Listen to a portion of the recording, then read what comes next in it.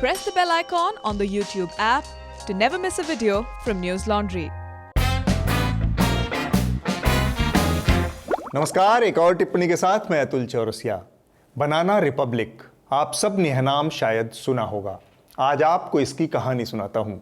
ठेठ में समझना हो तो ऐसे समझ लीजिए कि बाहर से खूबसूरत, एकदम कड़क दिखने वाला एक केला, लेकिन थोड़ा सा मसल दीजिए तो पिलपिला हो जाता है, यानी एक पिलपिला लोकतंत्र। यह शब्द दुनिया के उन देशों को संबोधित करने के लिए इस्तेमाल होता है जहां लोकतंत्र या तो नहीं है या फिर दिखावे का है। सत्ता और वहां के संसाधन कुछ एक व्यापारियों और सेनाओं के हाथ बंद हुआ है। बनाना रिपब्लिक के तार मध्य अमेरिकी देश होंडुरास से जुड़े हैं। 19वीं सदी के अंत तक एक अमेरिकी कंपनी ने होंडुरास के भारी भरकम ज़मीनों को अपने कब्जे में लेकर वहां केले की खेती करना शुरू किया था। इसका नाम था यूनाइटेड फ्रूट कंपनी। अमेरिका के ठंडे प्रदेशों के मुकाबले होंडुरास की आबोहवा और सस्ता मानव श्रम केले की खेती के लिए बेहद मुफीद था। यह केला यूनाइटेड फ्रूट कंपनी अमेरिका और दुनिया के दीगर हिस्सों में बेचती थी। केले के इस धंधे ने एक ऐसे संगठित तंत्र को जन्म दिया जिसमें अमेरिकी सरकार और यूनाइटेड फ्रूट कंपनी मिलकर होंडुरास में सरकार और सेना को मनचाहे तरीके से घुमाने लगे।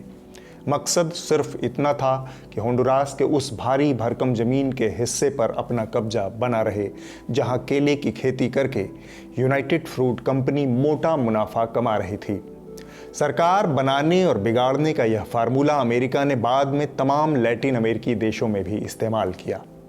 100-150 साल पहले होंडुरास में ज़मीनों पर कब्जे के जरिए जिस बनाना रिपब्लिक की शुरुआत हुई थी, बात वहाँ से अब बहुत आगे बढ़ चुकी है।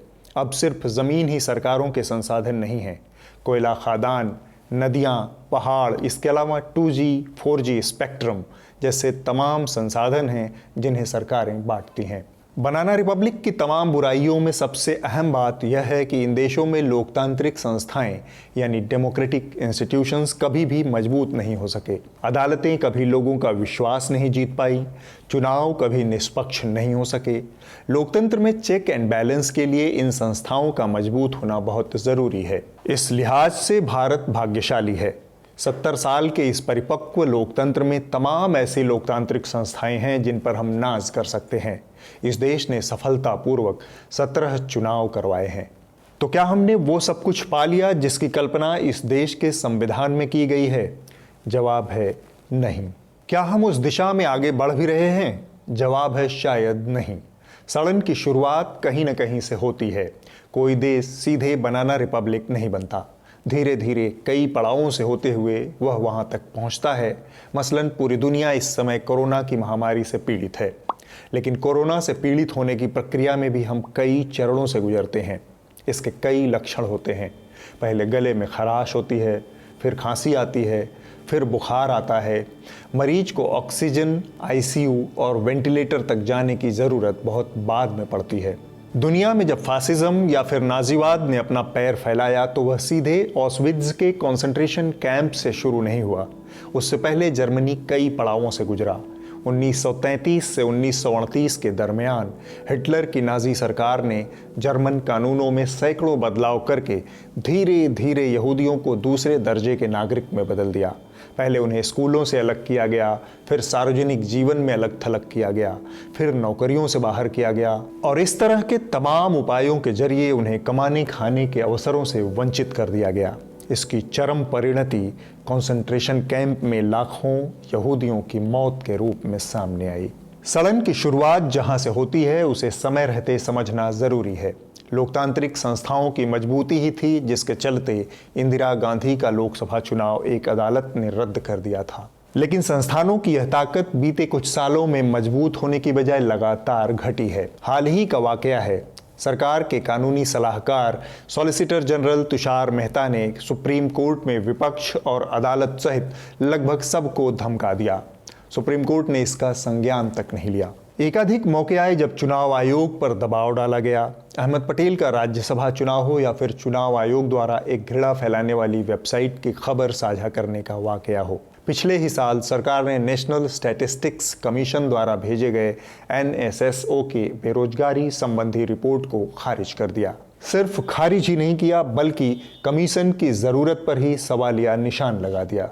एक के बाद एक लोकतंत्र को ताकत देने वाली संस्थाएं कमजोर की जा रही हैं। ऐसे मौकों पर मीडिया की बड़ी भूमिका होती है, लेकिन भारत का मीडिया भी इस मौके पर एक विचित्र बंटवारे में फंसा हुआ है।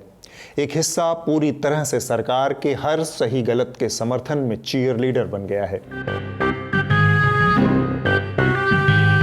और मीडिया का दूसरा हिस्सा वो है जिसे FIR, UAPA जैसे कठोर कानूनी जंजीरों में जकड़ने का यत्न चल रहा है। क्या यह एक जीवंत, स्वस्थ और मजबूत हो रहे लोकतंत्र के निशान हैं? क्या यहाँ विपरीत विचारों के लिए किसी भी तरह की सहनीयता बची है? यह सहिष्णुता ही लोकतंत्र की संजीवनी होती है, और अगर आपके पड़ोसी चीन जैसे हों तो आप किसी भी कीमत पर बनाना रिपब्लिक होने का खतरा नहीं उठा सकते। मीडिया से याद आया, खबरिया चैनल बीते पूरे हफ्ते बाबा रामदेव की बूटी मार कर मस्त थे। बाबा ने दावा किया कि उन्होंने कोरोना की दवा ईजाद कर ली है। पीछे पीछे आयुष मंत्रालय ने उन्हें नोटिस भेज दिया कि विज्ञापन रोक दीजिए, क्योंकि हमें इस दवा की कोई जानकारी नहीं है। आयुष मंत्रालय भी जुल्म ढाता है। बाबा दवाई बेच सकते हैं, लेकिन चुपचाप हल्ला नहीं कर सकते।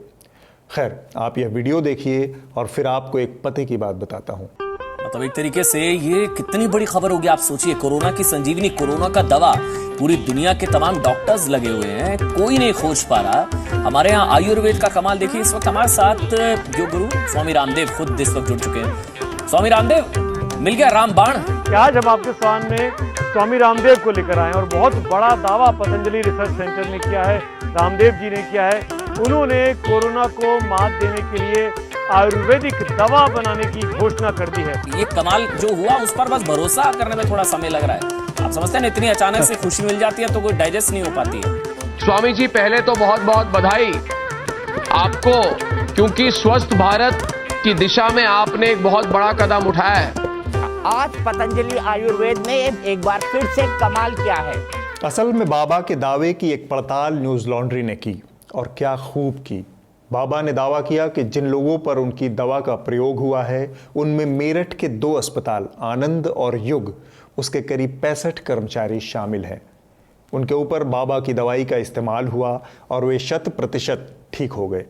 हमसे युग और आनंद अस्पताल के डॉक्टरों ने जो कहा वो एक अलग कहानी है। हुआ यूं कि इन दोनों अस्पतालों में 2 महीने पहले 2 कोरोना के मरीज भर्ती हुए, लिहाजा प्रोटोकॉल के तहत इनके संपर्क में आए करीब 65 लोगों को क्वारंटीन कर दिया गया। ये सिर्फ कोरोना के सस्पेक्ट थे। 14 दिन बाद ये स्वस्थ होकर वापस लौट आए अपने काम पर। क्वारंटीन के दौरान इनका सरकारी इलाज चलता रहा और पीछे से बाबा ने अपनी दवाई भी इन्हें भेज दी। पर इन लोगों का कभी कोरोना पॉजिटिव आया ही नहीं था, क्योंकि इनका कभी कोरोना टेस्ट ही नहीं हुआ। इन्हें एहतियातन क्वारंटीन किया गया था। जिन लोगों का कभी कोरोना पॉजिटिव आया ही नहीं, उनके कोरोना नेगेटिव होने का दावा करना सिर्फ और सिर्फ धूर्तता है। लेकिन बाबा ने खुलेआम यह कह दिया, और हमारे रिपोर्टर बसंत कुमार की यह रिपोर्ट अगर आप चाहें तो हिंदी और अंग्रेजी दोनों में पढ़ सकते हैं। अब तक तो बाबा की कई और चालबाजियां भी सामने आ चुकी हैं। मसलन उत्तराखंड सरकार के ड्रग कंट्रोलर ने बाबा को नोटिस जारी कर दिया है, जिसमें कहा गया है कि पतंजलि को इम्यूनिटी बूस्ट करने वाली यानी सर्दी बुखार की दवा बनाने का लाइसेंस जारी किया गया था। लेकिन बाबा ने दावा किया कि उन्होंने कोरोना की दवा बना ली है। 10 जून को पतंजलि ने ये 2-3 प्रोडक्ट के लिए एप्लीकेशन हमारे कार्यालय में दी, और इसके बाद हमने इसको पैनल में रखा। पैनल ने इसका परीक्षण किया। पैनल परीक्षण होने के बाद 12 जून को हमने इनको लाइसेंस जारी किया। उसमें इनके द्वारा कोरोना के ट्रीटमेंट से संबंधित कोई भी क्लेम या कोई भी नाम उसमें नहीं लिखा गया है। हमारे द्वारा जो उसको अनुमोदित किया गया है उसमें इम्यूनिटी बूस्टर और कास और श्वास, खांसी और बुखार, इसके लिए उसको अप्रूव किया गया है। इसके अलावा कोरोना के लिए हमारे द्वारा कोई उसका अप्रूवल नहीं दिया गया है। जब हजारों लाखों लोगों की जिंदगी का सवाल था, सही और गलत के बीच चुनाव करना था, उस मौके पर भी आज तक चतुराई दिखाने से बाज नहीं आया। और हम एक ब्रेक के लिए रुक रहे हैं। ब्रेक के उस पार आपको दिखाएंगे क्या आ गई कोरोना की दवाई। देखते रहिए आज तक। आ गई कोरोना महामारी की दवाई,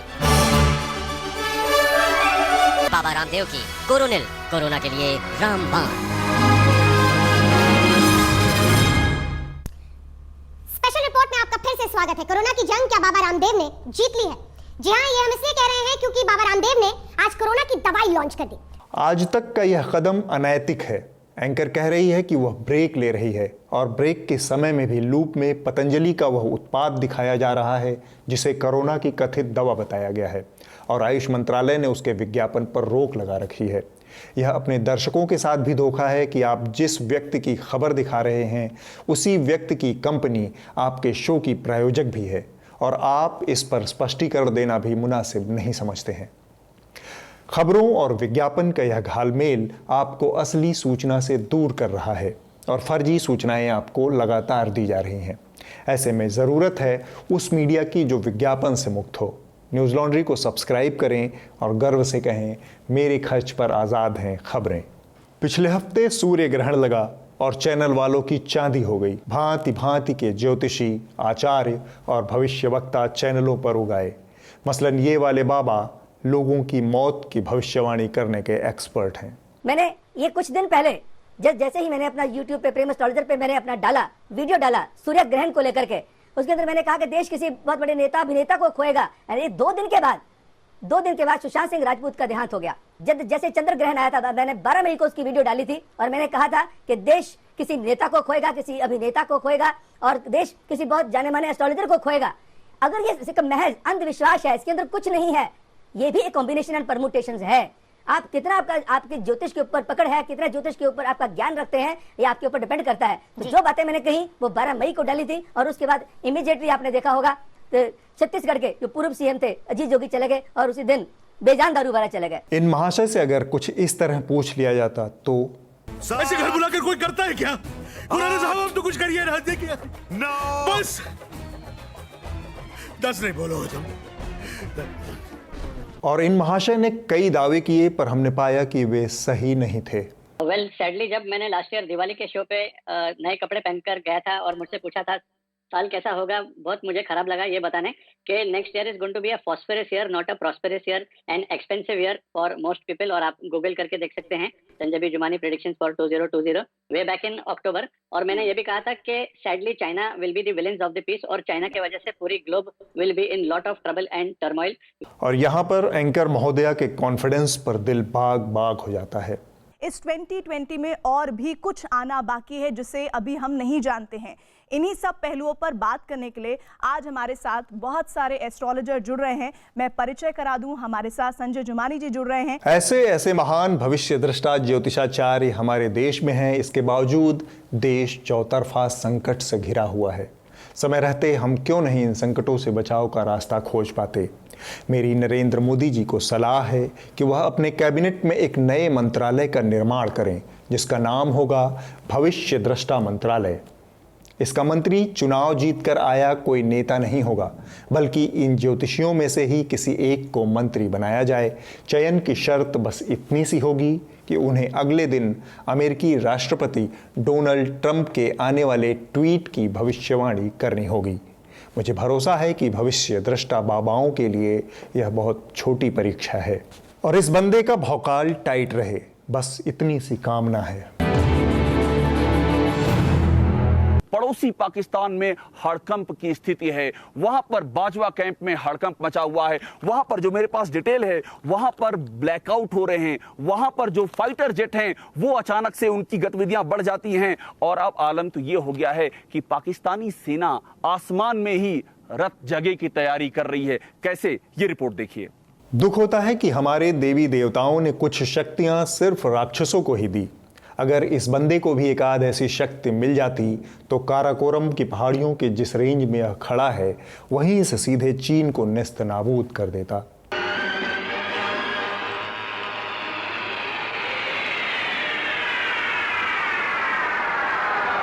अगले हफ्ते फिर मुलाकात होगी। नमस्कार। और अब हम आपसे एक अपील करना चाहते हैं। हमारा नया एनएल सेना प्रोजेक्ट इस समय हमारी वेबसाइट पर है।